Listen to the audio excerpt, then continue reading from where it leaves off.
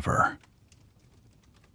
But what they created that day did not give life. It took it. Millions of lives across hundreds of years on every corner of this earth. And it all started with one small explosion in one small room in ancient China. This is not just the story of a weapon. This is the story of how one discovery changed everything. Stay with me, because this journey is one you will not forget. Long ago, before guns existed, people fought with swords, arrows, and spears. War was slow. It was close. You could see the face of your enemy. But one day, in a land far to the east, something changed.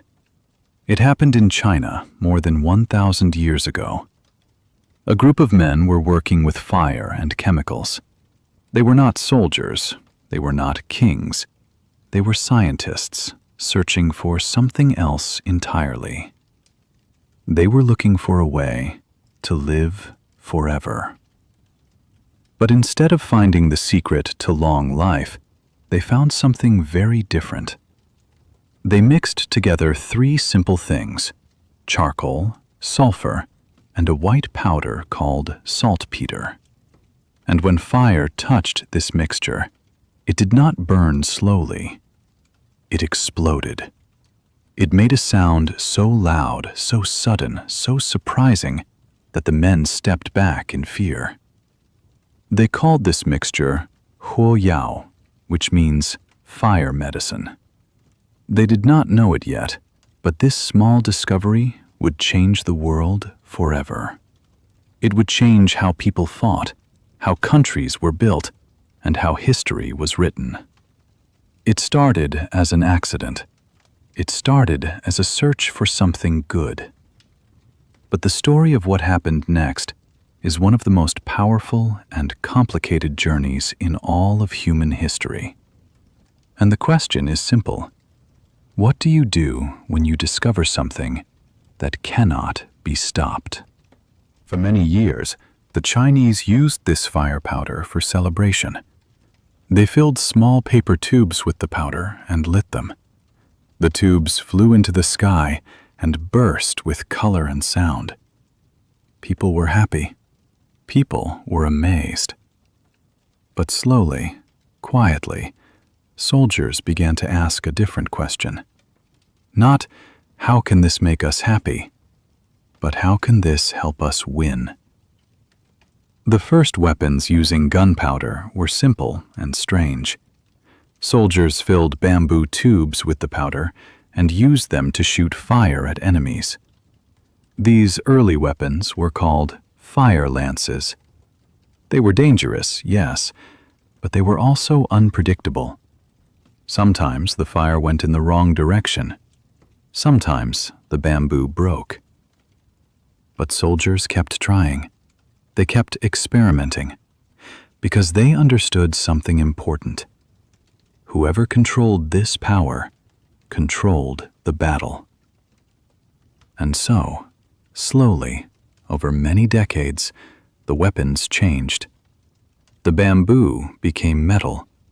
The fire became a ball of iron. And the fire lance became something new, something more precise, something more deadly. The gun was beginning to take shape. And once it did, it would not stay in China for long. Ideas, like fire, have a way of spreading.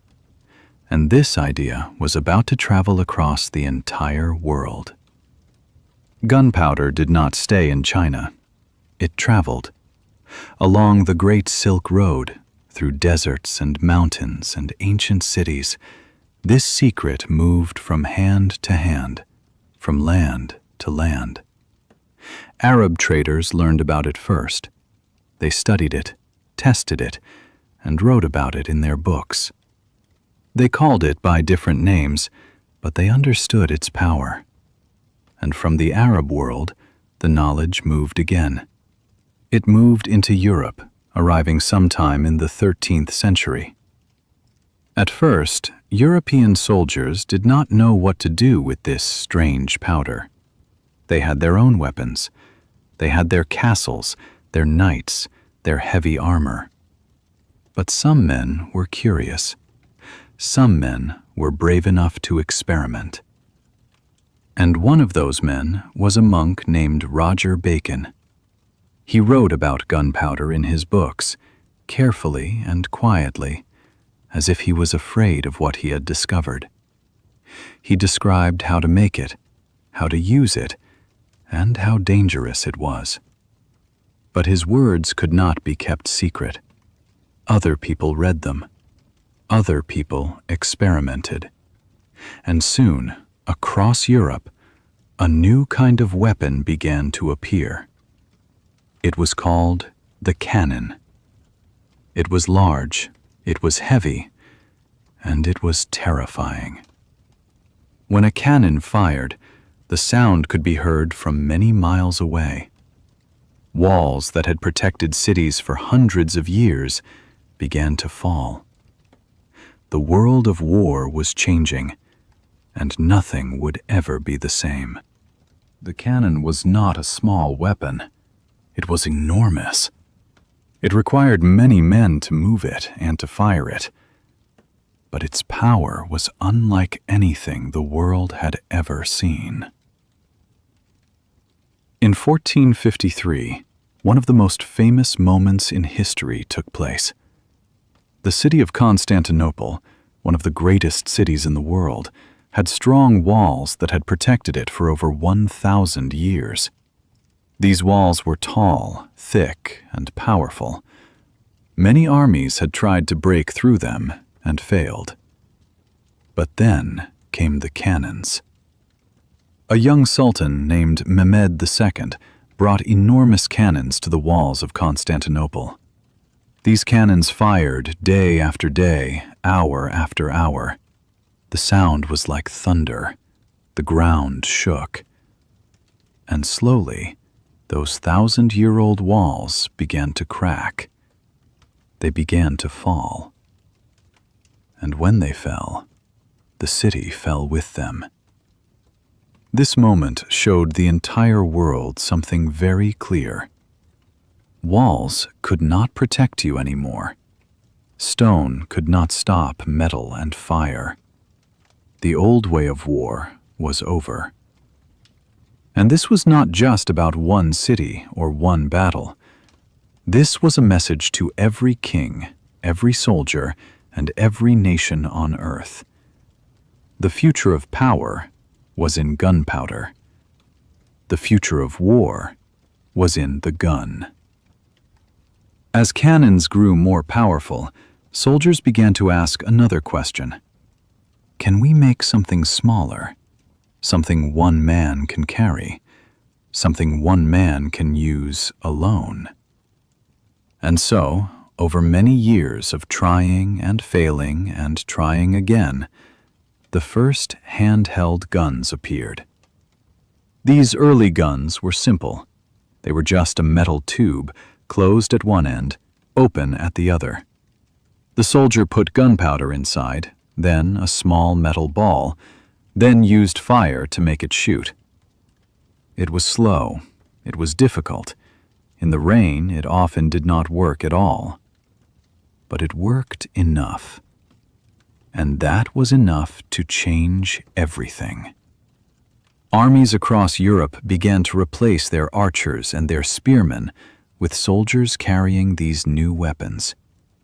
The knight in heavy armor, who had been the most powerful fighter on the battlefield for hundreds of years, suddenly became less important. A young soldier with little training could now defeat a knight with years of experience. This was a quiet revolution. A revolution not of kings or ideas, but of metal and fire. And with every passing year, the guns became better. They became faster. They became more accurate. The journey from that first explosion in China had traveled a long and winding road, and it was far from over. With guns in their hands, European nations began to look beyond their own borders.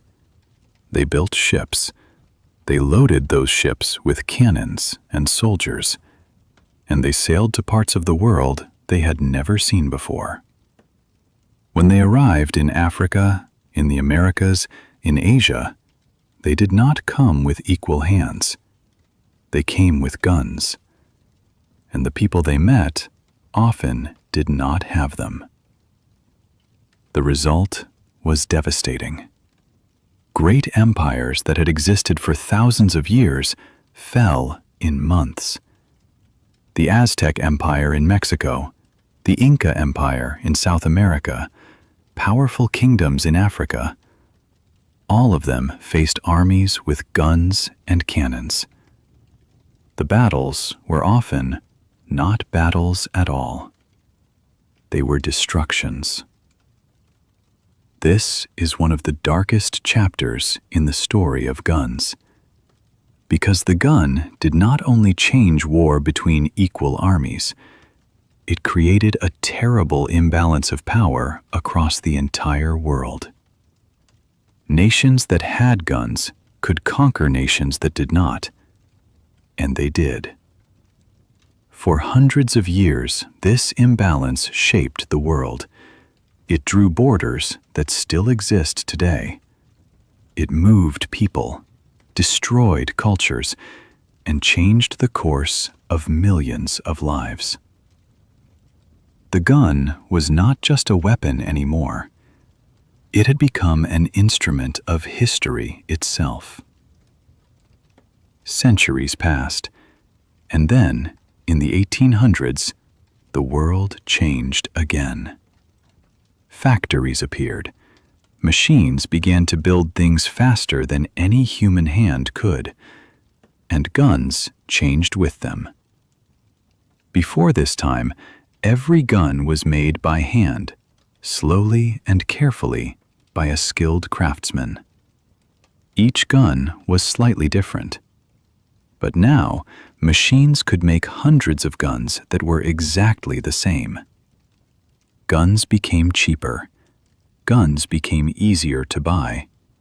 And new inventions made them faster and more powerful. A man named Samuel Colt invented the revolver, a gun that could shoot 6 times without reloading. This changed everything. Before, a soldier had to stop after one shot to reload. Now, he could shoot again and again without stopping. And the bullets themselves changed too. They became smaller, faster, and more precise. Rifles, which had long barrels to make bullets fly straight, became the standard weapon of every army. And then came something even more frightening. The machine gun. A weapon that could fire hundreds of bullets in a single minute. When the machine gun appeared on the battlefields of World War I, it killed men so quickly and in such large numbers that generals did not know how to respond. The old ways of fighting were gone, and in their place was something terrible and new. The 20th century brought the gun to its most destructive moment. In World War I, between 1914 and 1918, millions of soldiers sat in long trenches dug into the earth. They sat and they waited, and when they were ordered to move forward, they walked into the fire of machine guns. The numbers are almost impossible to understand. In a single battle, the Battle of the Somme, more than 1 million men were killed or